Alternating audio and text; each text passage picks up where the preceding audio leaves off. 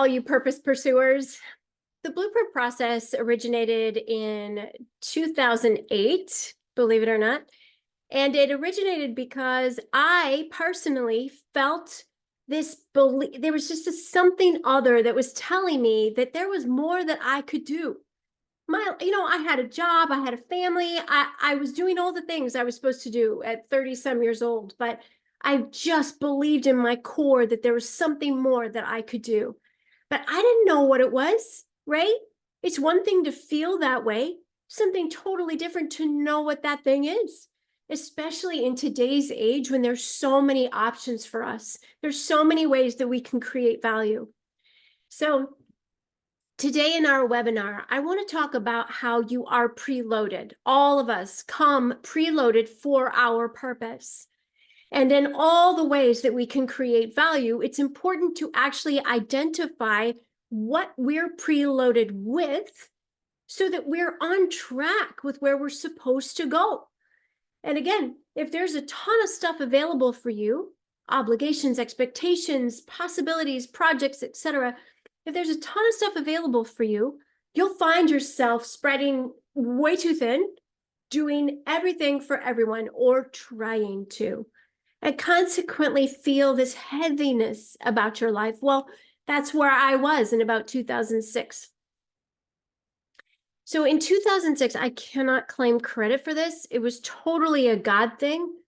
I felt called to research. Now that's strange for me. I, as a general rule, do not like to research, but it was research with one objective in mind, and that was to figure out my purpose. Who am I and why am I here? We cannot answer that question without research.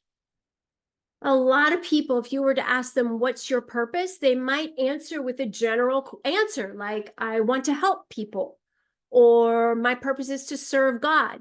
That is way too general. And you are way too unique to answer in a general way. So what do we do in the blueprint process? We start with research.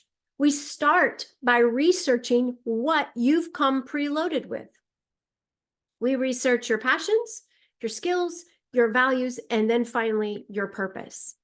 And then we help you take all of those good things. We usually find about 100 things and help you apply them out in the world. Now, what does this help you do? Remember how I said in 2006, I felt overwhelmed, burdened, and unsatisfied. Well, guess what? God does not want you to feel that way. Nope. He wants you to feel joy and light in your giving. It is actually possible for you to receive energy from giving. If you're not receiving energy from giving, you're giving in the wrong way or to the wrong people. So again, this is why we research. We always start with research, because by identifying your blueprint, we can see where you're supposed to go. So I'm going to use two types of planes as an analogy for you today. One type of plane is a passenger jet, right? It's got the seats, maybe three to a side, aisle down the middle. If you were to study the plane, and you didn't know what it was for, but you walk on the plane and you look down the plane, you would know pretty quickly what that plane was for. And you could study more things. What's the fuel capacity? What's its velocity? What's its, how high can it go? You could study a lot of things about a plane to determine what is that plane's capacity. It's really smart. Conversely, if we were to look at a cargo plane, we'd walk onto that plane and we'd see something totally different. Obviously, that plane is built to carry cargo, not people. Well, what we find with the blueprint process is when people come to the blueprint process, they typically know only about 20 to 30% of their blueprint. And they're trying to live a satisfying, joy-filled life, giving value when they only know 20 to 30% of their blueprint. It's very similar to trying to use a cargo plane for a passenger plane. If you can imagine a bunch of us getting onto that cargo plane and trying to fly to Hawaii, we'd love the destination. We wouldn't so much like the journey. because the cargo plane is just not meant to transfer people. It's meant to transfer cargo. So the use of this analogy is we must study the plane before we can use the plane. Similarly, we need to study you before we can use you. But in your use, in God's use of you, you should feel light, joy, and fulfillment. It should feel like you're absolutely creating value, but you're loving it. It feels right, like a good pair of jeans or a good pair of shoes that fit you just right. It should feel like that's what you're supposed to do. So if it doesn't feel like that, most likely you too know only a little bit of your blueprint and you're not using it to its full capacity. Or you may know your blueprint, but you're finding yourself being pulled by other people's expectations and obligations. And you're not, in a sense, putting yourself first, really putting the design that God built you with first. That's really what should be first. God is really our boss. So we should be using what he's given us in order to do what he's asking us to do. So this webinar, again, is all about how you are preloaded. Each of us come preloaded to do our purpose. And if you are watching this because you're interested in knowing who you are and why you're here, I would suggest, all of us would suggest, that you study yourself, you study your blueprint. At the end of our webinar today, I'm going to give you an action item because you can absolutely study yourself. I wouldn't say that it's as easy as having someone else study you. And the people that are on the call with me today, they are all well equipped to help you find your blueprint and use it. They've gone through the process themselves. And as they were going through the process, I identified that these people are naturally equipped to do exactly what I do in the blueprint process. And as I said, it's to identify who you are and why you're here. So if you're interested in knowing more about who you are and why you're here, I recommend going to blueprintprocess.com, where you can find these lovely people and learn more about them and learn more about the blueprint process. So I'd like to start by asking each of the practitioners. So we've got more practitioners than what are on the call today. But if I could have the practitioners on the panel, so David, Ray, Monty, and Julianne, can you just kind of wave your hands? Those 4 people are my panelists for today. And I have 3 questions that I'm going to ask them by way of illustrating this point. Not only do you come preloaded, but if you don't identify what you're preloaded with, you might get off track. And even more so, you might not have a lot of self-confidence. If you don't know what you're preloaded with, and you don't use those things, and you find yourself just kind of responding to demand without tracking back to your blueprint and making sure that your blueprint is there for you, you'll feel that sense of overwhelm and overburden. Whereas when you're using your blueprint, life becomes fun, full, satisfying, and light. That's the way it's supposed to feel. So if it doesn't feel that way, most likely you're not using your blueprint. All right, so we're going to start with David, and then we'll go Monty, and then Julianne, and then Ray. And we're going to take you through these 3 questions if we have time. And at the end, as I said, I'll give you guys an action item, a couple of questions that you can use to start studying your own blueprint and identifying those areas in which you feel burdened. It's possible that they either need to change or go away. All right, David. So, and all of you, in the blueprint process, we talk about what are your justs. What are those things that are in your blueprint that in the past you've dismissed because it's like, I always do that, or that's just me, that's just who I am. You haven't really seen it as valuable. So David, what are those items that you discovered going through the blueprint process were items that you may have dismissed in the past, but now because of the blueprint process, you realize they're valuable and you're actually intentionally using them now? Yeah. So, and by the way, I have to start by saying thank you, Tammy, for having me. Thank you for the incredibly positive and powerful impact you've had in my life. I am so grateful to call you my coach and my friend. So thank you for the opportunity to be here with you. I have to tell you something you tell me all the time, which is that language is important to me. And I think it's because I tend to organize things and give them different perspective and priority in my life. One of the things that came out in my blueprint was this expression of inspired creativity, something I've never used. And it may seem inconsequential to most people to just come up with those two words, but to me, that part of my blueprint has become incredibly relevant from a combination of increasing my confidence through faith to know that when I am with a client, with my family, with my kids, my ideas and the inspiration I have for creative thought is not mine necessarily, is God acting through me as me. And I've always had a sense in school when I was younger that I could get a microphone and just start talking, or I improvise in an idea or put thoughts together quickly. But the moment I separated that from me being able to do something like that as a skill and realizing is God acting through me, the way it's manifesting today is when I work with a client, I trust that the questions I ask will bring information and will bring things that God want to be there for me to express, inspire creativity, and bring value to others. Oh, I love it. I love it. Yes, words mattering to you, that's absolutely part of your blueprint. And as you identified, that might have been something that you knew in the past, but just felt like it was, but that's not going to create value.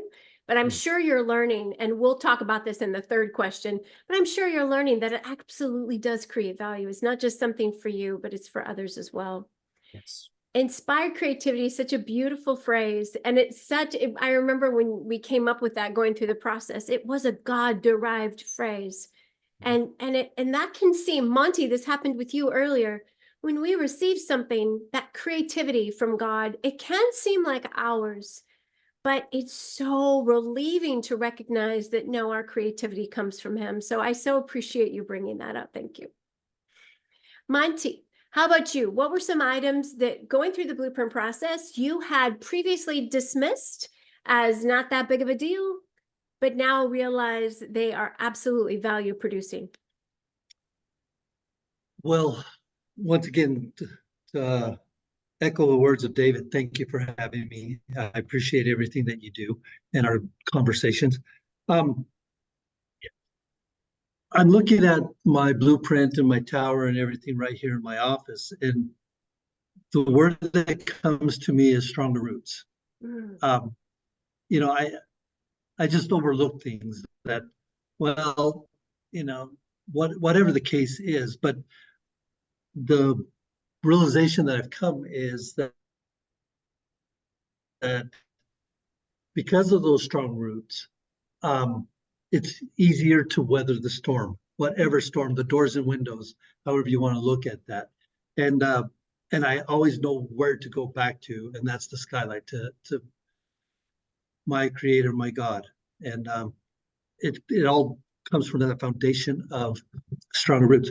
You know, with what we do here, we talk about building a solid foundation. And because I have those strong roots and they're deep, it's just easier to look at things and look for the truth and continue to build and build that relationship with God. So I love it. Yeah, stronger roots is another great phrase. And I can see what you're saying. In the past, you may have felt like stronger roots, okay, that's just something that I need for me, and it kind of stops there. But through Blueprint, we realized, no, absolutely, that's something that you can share with other people, not only coming from a place of having stronger roots and identifying what those true roots are, but encouraging other people to find their stronger roots. I love your point. The blueprint often acts to us as a reminder of not only who we are, but how important everything in our blueprint is, how essential it is that we use those things. So thank you. It's a perfect point. thank you. Hi, Julianne. Hi. How about you? What were some of those things that we identified going through the blueprint process that you had just thought before were just who you are? You tended to dismiss them, but now you realize they're absolutely exceptional value. I had a few things shoot to mind. First of all, everyone else's point, this is such a great opportunity. As my coach, I'm always reminded of the fact that high performers always have a coach or a few coaches. So much love and appreciation for your commitment to all of us, as our commitment is to all of those that we coach. For me, solving puzzles and being a bit of a relationship expert. So for me, everyone seems to come to me, and for me, in my brain, my just was always, it just can't be that difficult. Like there has to be like there is a way, right? So like that gift for me has been so powerful to really be able to harness the horsepower of, and is actually become part of my purpose, right? So yeah, I would have to say, the ability to reach out to other people to help them eradicate the sense of incapability, that there is a way. I love that. Yes, it's such a good, oh my gosh, it's such an amazing effect when we look at something that is true to us and we refer to it as a just or we dismiss it. Then when we see other people that cannot do it, it's frustrating, isn't it? Mm-hmm. And we Yeah. think, what is wrong with you? And then we get into kind of an ugly space of judgment. But in actuality, it's why you're here. Yeah. Mm-hmm. Yeah. Such an amazing paradigm shift from judging other people because they don't have what you have to recognizing, oh, that's why I'm one of a kind. That's why I'm here, is to help people move through that sense of incapability, sense of being stuck and trapped in challenge or obstacle or whatever. Perfect. Yeah, that they example. can't actually see it. Yeah. Right. But because you have been doing that your whole life, and I fortunately have the honor of knowing many stories where you've had to do that for you, because you've had to do it for you and because you've had to do it for you your whole life, you are super well equipped. Not only is it in your blueprint, but you have gained lots of experience and proficiency over the years.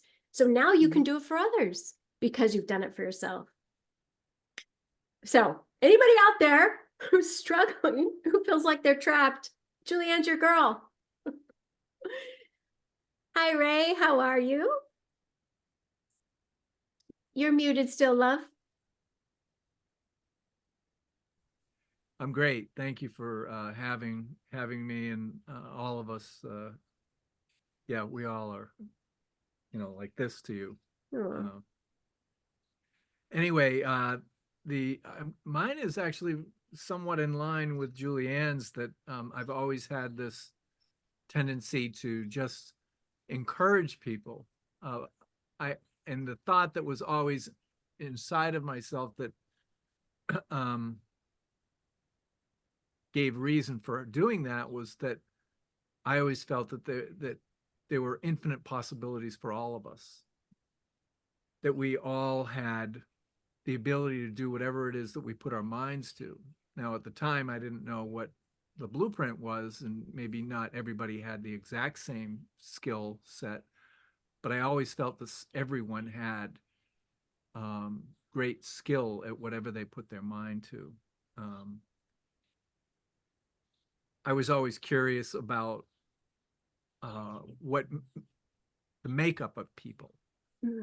And so trying to get them to talk about themselves and then point out something that was infinite right there. That was something that came out that I just thought, I just do it all the time. It also lent itself to what you talk about too, or we all do, the multiplier mind. We can do so many things. Yeah. So I would say that is one that came out, that it was just a just. But yeah. Anyway. Yeah, it's like you can't help yourself. Yeah, really, right? you can't. I can't. When somebody talks like, "Oh, I can't do something," immediately try to figure out a way to get it in that you can talk to them in a way that you can show them that they can. Yeah, yeah. And it just calls that blueprint item forth. So it's no wonder that you thought of it as a just, because you're not working hard. You're not consciously trying to encourage people. It just bubbles up from within you. You can't help it. Yeah, it's joyful. So that's why it's so easy. Yes, yes. And that's why I said earlier, by the way, when you're using your blueprint, you're in joy. One of the Yes. characteristics of purpose, by the way, is you could be tired, sick, in a bad mood. You start doing something purpose-based, it's like drinking 5-hour energy. You are instantly energized. That's a good indicator. So for those of you out there studying purpose, look for those things. Look for those things, first of all, like Ray said, that you cannot help but do. Those are blueprint items. Also, look for those things that when you do them, you get that burst of energy. That's also blueprint, which is why I'm telling you, when you're using your blueprint, your life is magical. It's sustained, it's energetic, it's amazing. And Ray, by the way, you just exposed for the people why you are asked to be a blueprint process practitioner. Because you said two things. You said you love getting people to talk about themselves, and you're super curious about getting people to talk about themselves. That's key with Blueprint. We can't do research unless people are sharing with us what's going on. And then the second thing that you said is that encouragement, where you're looking for opportunities to mirror back to them why they're amazing. So, celebration. Yeah. All right, let's go to our second question. So, David, the second question is, this is an interesting one. Let me take a minute here. I love this. How many of you, I'm sure all of you, at some point in your life, maybe at multiple points, have been given negative feedback for something that's actually good?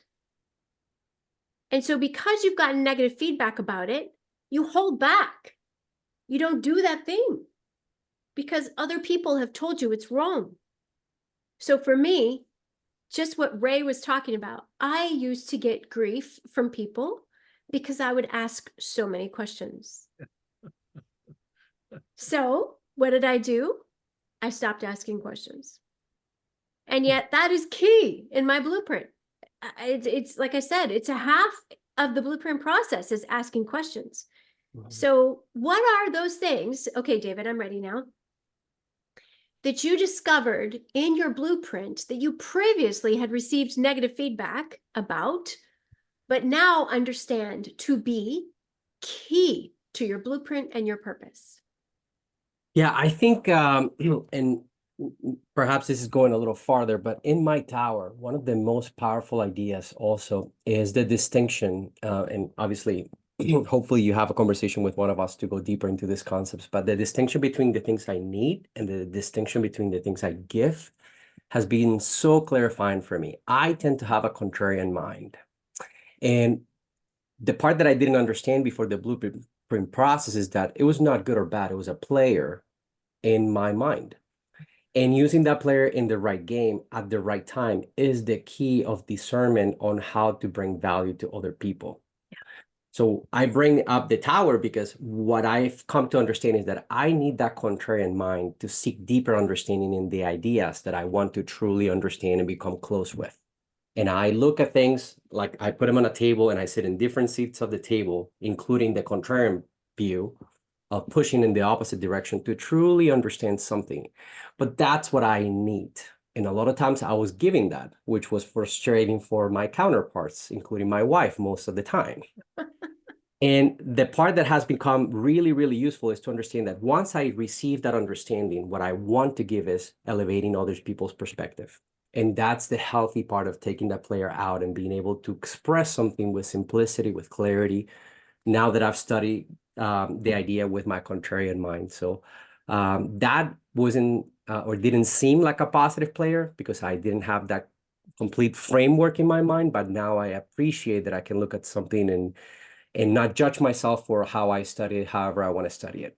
Yes, yes, I love that. And I thank you, by the way, for bringing up the basketball team. So David's point is we have in Blueprint, when we study, when we research your blueprint, we come up with around 100 items. And just like a basketball team, we can only have around 5 players on the court at any given time. So only about 5 people on your blueprint team can actually be operating and functioning in any given project or relationship or conversation.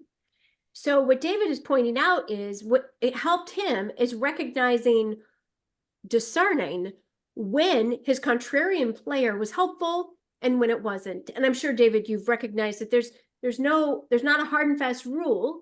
It's like you kind of got to watch every situation, and with God's help, recognizing when contrarian is useful and when it's not, whether you're doing it for yourself or doing it for others. So thank you for bringing that up. Monty, what were some of the blueprint items you discovered that you previously thought were negative because of other people's feedback, but now realize are positive? Being genuinely curious and asking questions. I don't know why there was a point in my life where I thought, you know what, this is their journey in life, and just let them be. They'll grow, you know, when they're ready. But because what I thought was by me asking questions and asking great questions or great questions to get them to think a little differently. And I looked at it as maybe trying to influence them, which isn't necessarily a bad idea. It's just another way of looking at things. So I backed away from that for quite a while, but actually going through the process of Blueprint, that has been something that has served me well. Just because of the business that we're in, is being able to be genuinely curious about the person that we're talking to, that we're working with, and asking good questions, not only to get to know them better, but their whole situation. And I apologize, it seems like I have a little internet difficulties here. Yeah, that's okay, but we heard you. We heard you. It's just your face is off. Yeah, it's like a Japanese movie then. Right. Huh? Yeah. Yeah. It's not quite lined up. Yeah, that's what's going on. I really appreciated what you're saying there, because by knowing that blueprint player, you became cognizant of what is my objective with this. If I heard you correctly, in the past, you might have used asking questions to try to influence or change someone. And now, because you became aware of that player and you know that it's to create value, you've shifted your objective to either being curious, to be encouraging, to create a better strategy for them. You've shifted the objective behind the player. That's amazing. And once again, we cannot do that if we don't know what our players are. If we don't go into the plane and look at the configuration of the plane, we can't use it appropriately. So once again, thank you for not only going through the blueprint process so that you did identify your blueprint items, but thank you then for being a good steward of those items and using them for good, using them for God. Thank you. Julianne, how about you? What were some of the things that you learned were a part of your blueprint that previously were seen as negative, either by yourself or others? This is a fun question. Yes. For me, there were really enlightening, and I recently had an opportunity to really utilize the blueprint with your coaching to realize why these were coming to light. And I hadn't had a real firm grasp on it be in real time, in real practice until recently. So I was inclined to say, leadership, but more in the context in my mind as a negative, as being, having to be in control. But what really raced to my mind as David was talking is having a temper or being impatient. And what I uncovered in the blueprint was that actually translates as a passion, and actually is really fundamentally my cause. Because if those only get a hold when when I'm not satisfying the fact that, so I need to be moving the ball forward. There has to be some action taking place. And so the idea of being put in a position where I'm not serving that outcome in some way is unsurmountably frustrating. But knowing that it is because it is in direct defiance or direct opposition to what I need to be up to. So this is a little bit different take on how you've asked the question, but I think it's really been enlightening for me, because I know I'm not alone out there. But whatever the driver is for people, this could, it obviously, and I mean that shows up negatively in the Right. world to people. But if you know fundamentally, and you can sort of back out and see why that player's on the court or on the field, it's like, well, that's why, because this is going nowhere. Right. Well Yeah. said. No, that's a perfect example. Yeah. When you know the seats that are in your plane, you use them better. And I so know what you're saying, because You know when to any, walk away. say that again. You know when to walk away. It's Yes. easier to walk away knowing that. Yeah. Yeah. Yeah. Like I'm done here. Mm-hmm. Right. Because you've stepped back, you've taken a look at your blueprint, and you've realized, oh, that's why it's happening. I can let that go. Not necessarily easy to let go, but when you're in that blind emotion, as all emotions, whether anger or anything else, when they're all consuming, we're not thinking clearly. So looking at your blueprint, recognizing which players are on the court and why, to your point, it helps us let go more. No, that's beautiful. I love that example. Thank you. Ray, why don't you tell us, what were some of the blueprint items that we discovered in your blueprint that you previously thought were negative because of the way you felt about them or way someone else gave you feedback, and now realize to be value producing?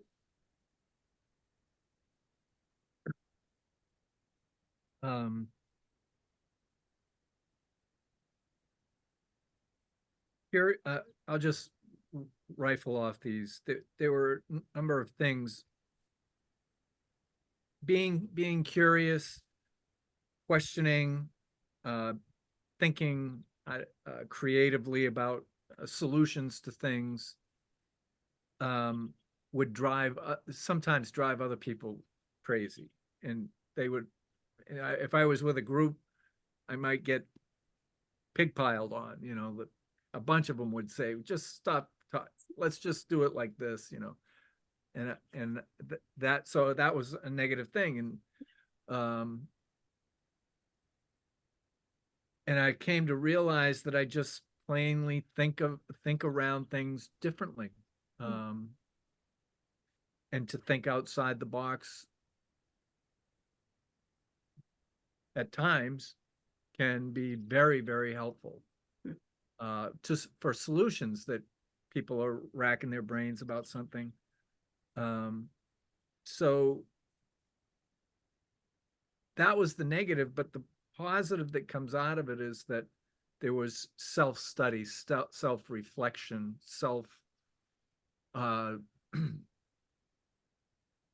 what's the words? Self-critiquing and all that.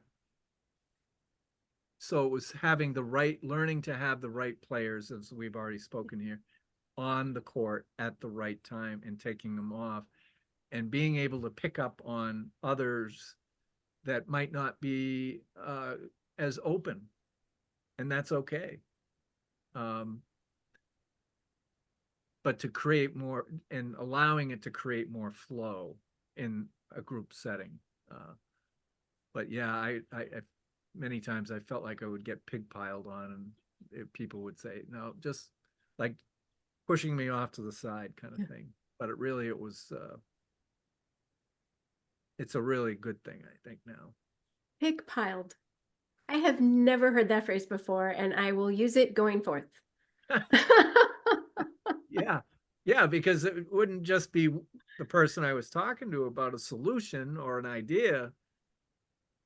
Because I would keep pressing it. You know, they might go, no, Yeah. no, no. And I would keep pressing it because I would think they aren't quite understanding what I'm saying here. Literally. Because if they did, they would go, yeah, let's do that. But Yep.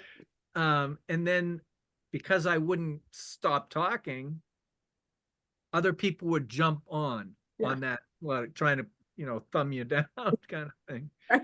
And so it felt like everybody would be like pig piling on me. I love that. What a great phrase. If for no other reason, thank you for that. So you're bringing up a really good point, and that is that our good. Let me take us back to something I said earlier. When I came up with the blueprint process, or rather God came up with the blueprint process, I was feeling burdened, overburdened, unsatisfied. And part of it was because I didn't know my blueprint and I wasn't using my blueprint. Absolutely. I knew only 20 to 30%, and I kept using those things, beating my head against a brick wall, and constantly falling over like a one-legged stool. It's frustrating.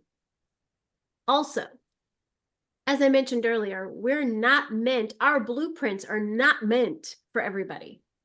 100%. Let's face it, none of us have that kind of time. So it's very important to discern what are my blueprint players and who are they for? So one of the things we do in blueprint process is we actually identify the characteristics of the people we most enjoy working with and try to select just those people. So it's a narrowing in of our focus. Instead of doing all things for all people, we're only doing blueprint things for blueprint people, our blueprint. And I can tell you from experience, because since 2008, I've gone from taking on anybody and everybody as a client. If I could bash them over the head and drag them back to my cave, I would take them on as a client, to now being really discerning, taking people through a filtering process to make sure that they're really my people. Working with your people, I'm sure you know this, is amazing. Talk about light, magic, joy, fulfillment when you're working with your people. So thank you, Ray, for bringing up that point.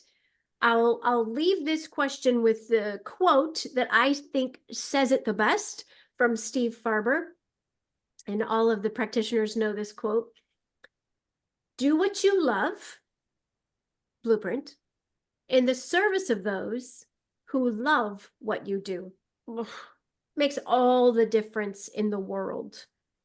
So if there's one thing you can take away from today, just start to get rid of the fluff. Start to get rid of the heavy. Do what comes naturally, effortlessly for you. Work with people who make you feel special. All you guys make me feel so special. This is a win-win relationship here that I have with the practitioners. It's not like I'm the only one giving. This is it's a quid pro quo. And that's what happens when you work with your people. You equally benefit. All right, let's go to the third and final question, David, and to all of you. So we've identified, I asked you 2 questions so far today that were about blueprint items that you didn't intentionally use, either because you thought it was it's no big deal, or because you'd gotten negative feedback. So the third question, and feel free to give us a couple examples if you want. How are you using those items consciously, specifically today, intentionally today, to create value? Those items that you either thought previously were not that big of a deal or were negative and annoying. Well, I'll start by giving Monty a shout out, because Monty has been also somebody that has influenced me tremendously in thinking about The quality of my questions will determine the quality of my conversations and ultimately my relationships. Monty is a mastermind at asking questions, and I am just trying to follow his lead as a student. But these two things culminate in one of my tower items, actually, which I called, again, language important to me, witness, express and witness. And one of the healthiest thoughts in this framework is to remember that all that is happening in my life is God is putting light through my skylight and is being expressed and put out through windows and doors, not the other way around. So when I sit in front of my kids, or I sit in front of my wife, or I sit in front of a client or a friend, that thought of expression has really cleansed the weight on my shoulders to have responsibility of what's coming up. And I have relaxed quite a bit on knowing that if I have the urgency to ask a question or say something, and I'm not forcing myself intellectually to have that thought, it's coming from God, from that skylight, and my job is to express that. I cannot control what that light will do, but I know it's coming from God. It will be good for whoever needs to receive that. So that, again, asking questions like Monty does, it's a healthy way to receive what's coming and then be able to continue to bring value. And witnessing, this actually came recently in redoing my tower with Tammy, where we were talking about Jesus' reaction to the fish and the loaves and the Sermon on the Mount. When the apostles bring the 5 fish and the 5 pieces of bread and 3 fish to Jesus, did Jesus muscle his way to, okay, let's go to town and let's go buy more and let's make more bread? Or did he witness? Did he lift his head and say, thank you, God, for the abundance and the bread and fish multiply? And at the you and me level, the real expression of this for me has been to know that when my light is out and expressed, I just need to pray and witness that I know the effect that God wants to create with that light will come to fruition, and I just need to be aware enough to see it. I love it. Thank you so much for sharing that.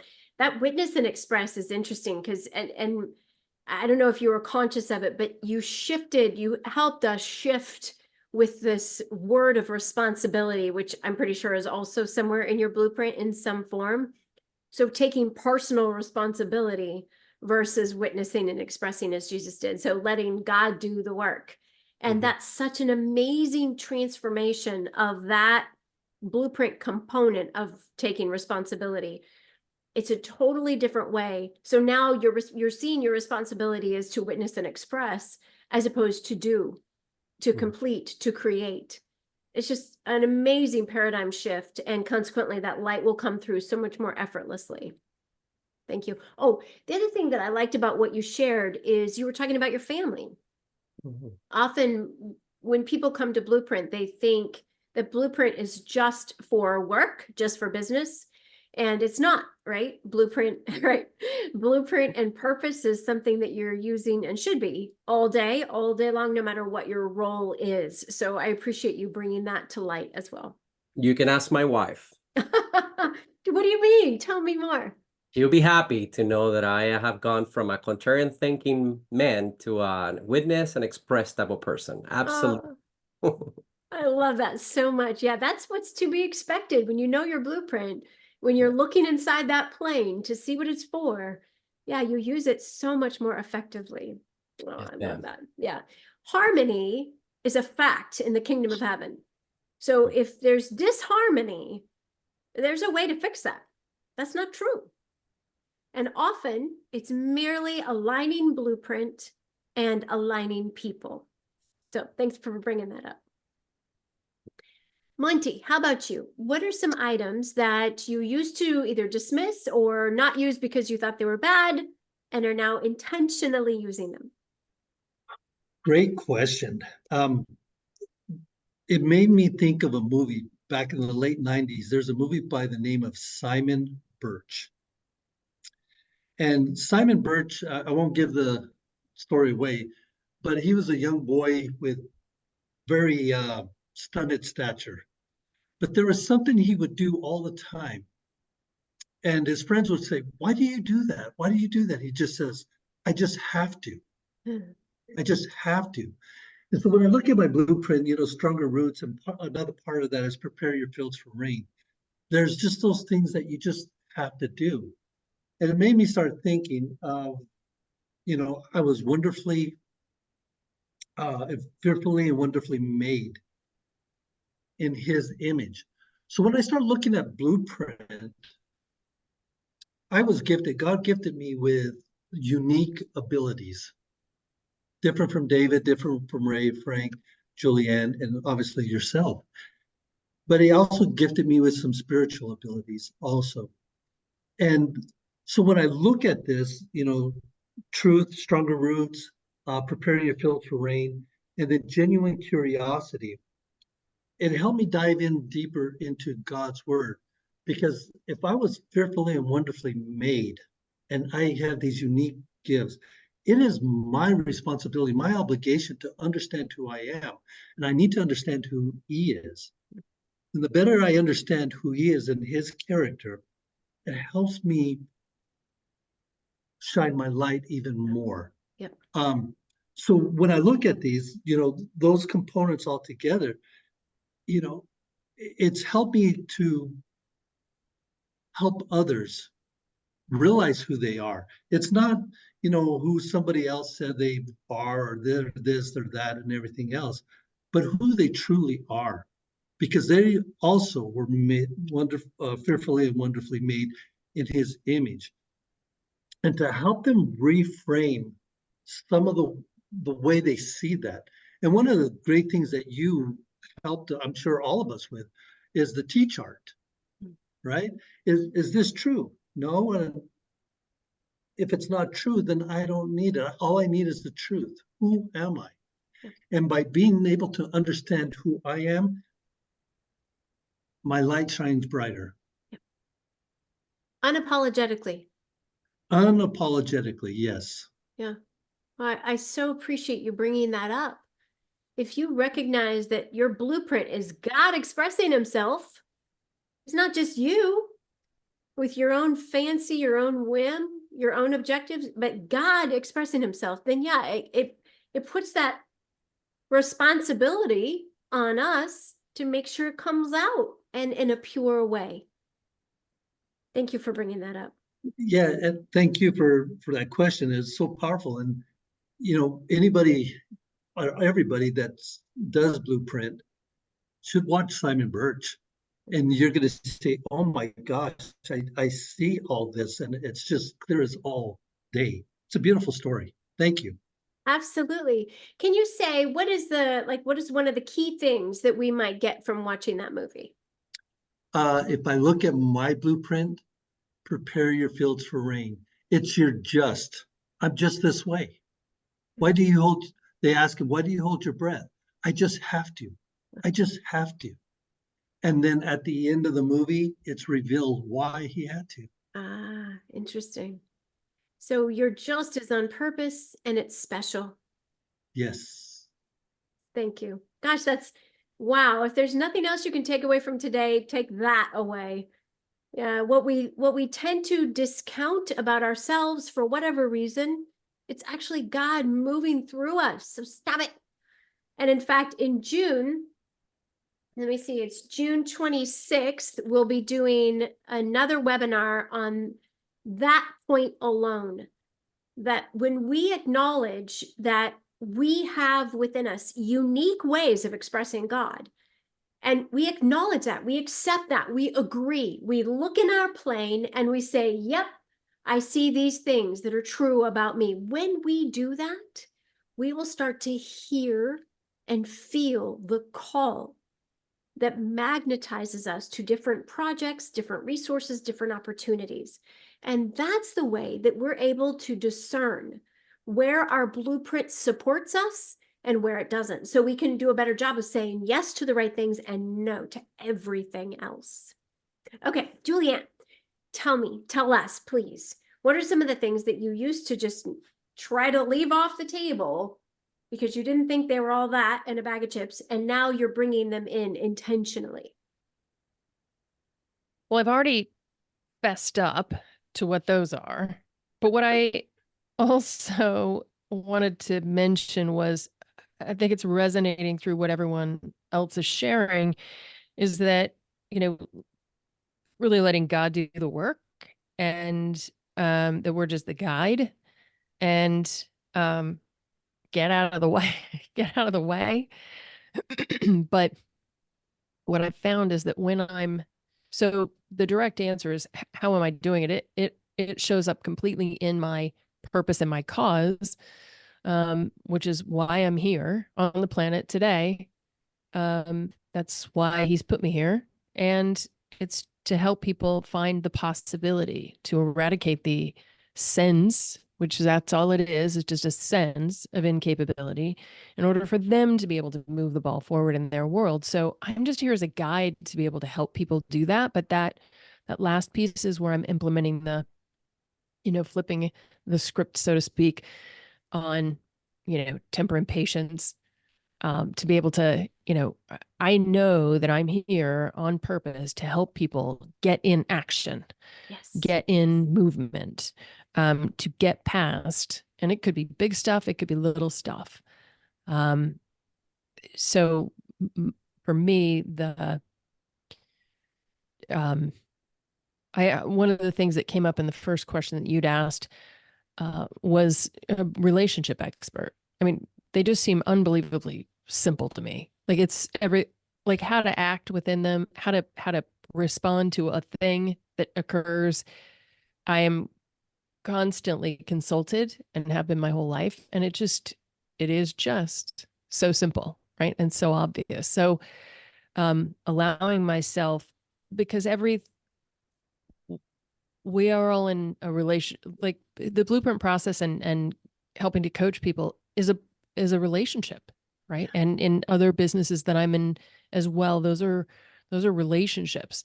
So managing those relationships, but I cannot remember if it was Monty or David. I want to say it was Monty, but it triggered something in my mind that by knowing your blueprint and being able to operate in it, first of all, you're doing everything on purpose, like Tammy, you said. But the other thing is, you're in a position where, because you're operating from a light place, you are able to be very present. So when you want to ask those questions, David or Monty, and you're wanting to be inquisitive, that's because we're doing it from a place of being present and being engaged with them. So it has been really helpful for me to not be trying to think of the next thing, but to actually just be in the thing at the time. Yeah. It's so powerful what you're saying. And earlier you were talking about getting out of the way. And you're bringing that back up again. When we can set aside our own concerns, our own inadequacies, or our own objectives, and just give from that light place, whoa, is the giving just unreal. Is it you or Kirk that came up with the nickname Honey Badger for you? I think, well, he put on my camera, he actually brought in the badge and hung it on my camera. So I'm going to say him. Yeah. I don't think I'd ever heard of a honey badger before, but it's an actual animal. And it's such a good representation of that thing you were talking about, that tenacity. What I love about it is that people can borrow that when they're feeling weak, when they don't have resolve, when they don't have self-belief, they can actually borrow that tenacity that sometimes vents itself in the form of anger for you. I know, and I know that's frustrating to you. But man, if you could bottle that and sell it, which I suppose is what it's like working with you, that tenacity, if we could borrow that honey badger in order to launch ourselves past our obstacles so that we can identify our plane and get out there and shine, fly and let other people see our plane. That's why we're here. Yeah, it's about, for me in that lane, it's really about helping them like harness that horsepower, harness that conviction, harness that about themselves, and really live into it. Like, holy cow, this is, it's so amazing. And I know every one of the, blueprint practitioners on here, you have experienced this yourselves. when you're able to take somebody to the place where they can actually see what that is for themselves, it is really something else. Yeah, it's very satisfying. It's very like I'm doing this on purpose, Yeah. which is really, yeah, it's so lovely. And so Tammy, you get to do that. You've done that for a number more years than the rest of us, but man, that's got like what an amazing opportunity to be able to help people get to there for themselves and then watch them flourish. That's amazing. Take off because of it. And honestly, it's what any of us get to do when we're using our purpose. When we're using our plane for exactly as God intended, it feels exactly like that, no matter what it is that you do. I appreciate you bringing that up. It's literally like soaring. It's if you could ask a plane how it feels when it gets up in the air and it's doing what it's supposed to do, either carrying passengers or carrying cargo, it would probably feel like, yeah, this is what I'm built for. Duh. And It shows up in sorry. No, go.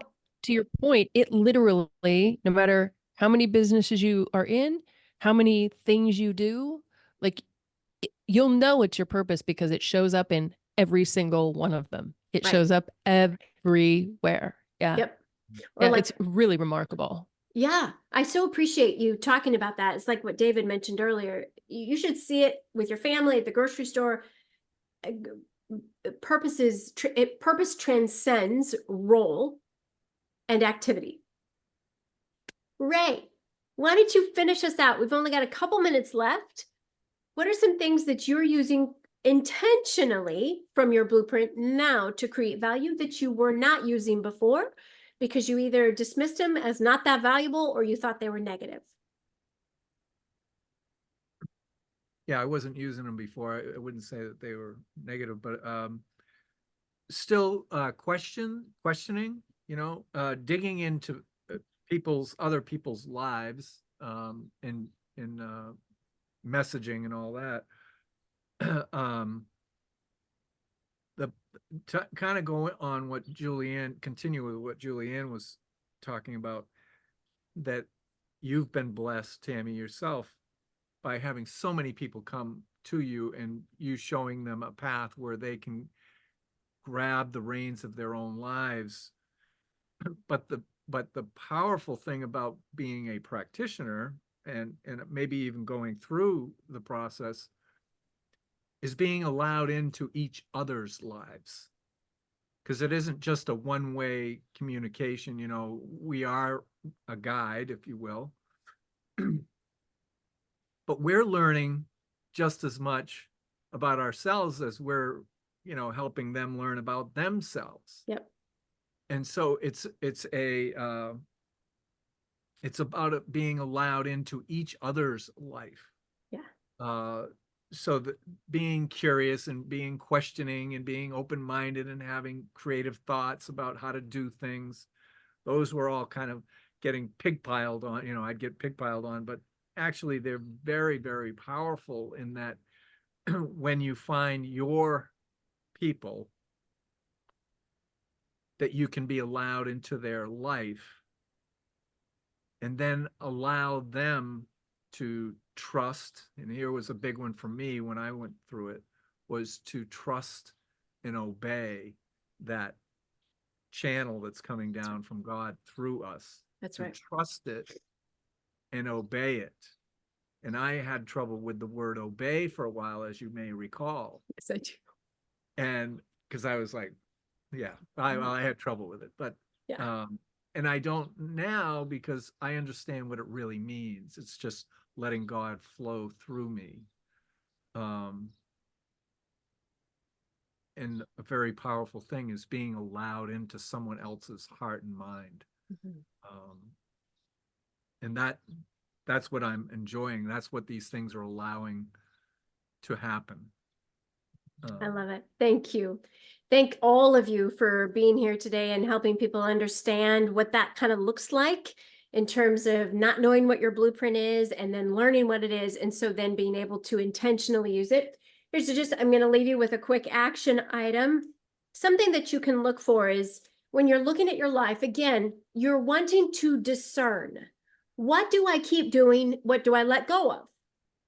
The way to discern that, ask yourself, how enthusiastic am I about doing this thing? How supported do I feel? Internally supported. Is God, as Ray was just talking about, is God moving through me in this or no? And start asking him, how do I let this go? What do I say yes to? What do I say no to? June 26th at noon, we're going to be getting back here together with another group of practitioners, and we're going to be talking about how when you accept the type of plane you are and you get to know what it is, different projects and people and resources will start to magnetize you. And once again, you'll narrow your focus into what your blueprint is and what it isn't.